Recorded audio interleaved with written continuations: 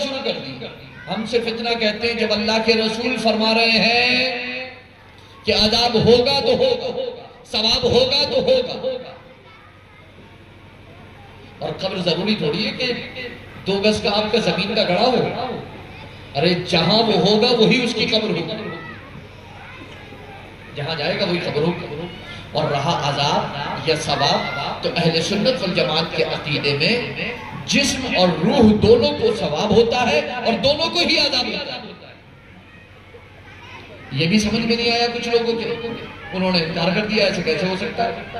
रूह इल्लीन में है, रूह सिज्जीन में है, खुला जगह है, बॉडी कब्र में है, रूह और जिस्म को कहां से अजाब हो गया। आज आपका इनकार कर बैठे। हम तो सिर्फ इतना कहेंगे कि रूह का जिस्म से ताल्लुक रहता है। अगर ये ताल्लुक ना होता तो हदीस शरीफ में ये ना होता बुखारी शरीफ की कि जब मुर्दे को दफन करके लोग वापस जाते हैं तो वो उनके पैचल की आवाज सुनता है।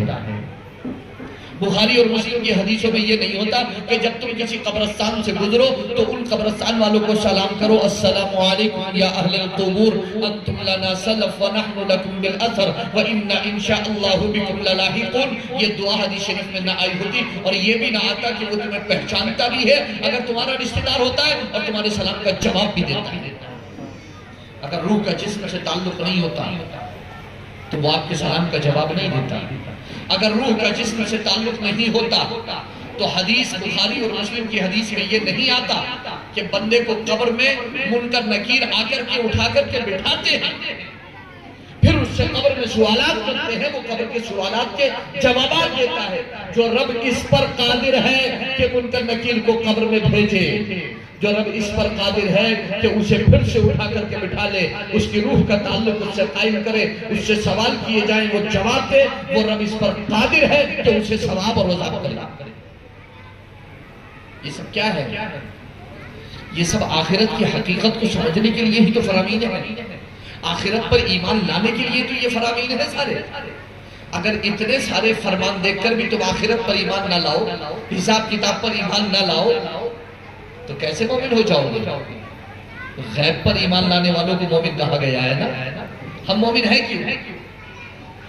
अल्लज़ीना युमिनूना बिल गैब व युकीमूना अस्सलाह व यूतूना ज़कात। नमाज कायम करते हैं, ज़कात देते हैं, ये जिक्र बाद में है।